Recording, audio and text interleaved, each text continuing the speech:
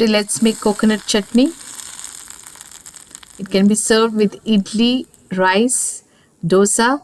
So yeah, I have taken fresh coconut. You can, if you're using frozen coconut, then thaw it for 1 hour.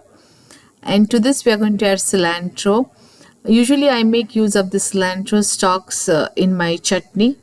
The flavor is not that strong, so you can add some extra.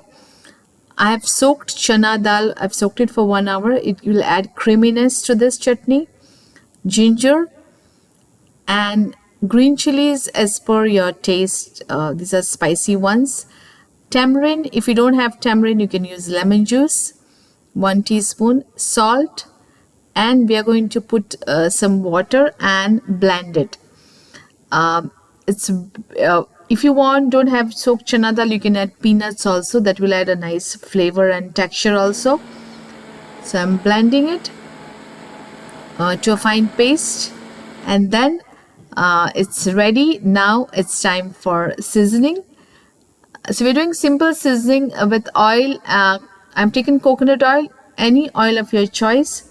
When the oil is warm enough, add mustard seeds, red chilies or green chilies, and some curry leaves. It smells heavenly.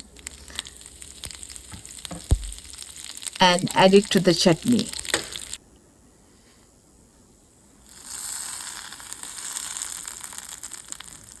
Now today I have idli ready, so I'm serving it with idli. You can serve it with idli, dosa, rice.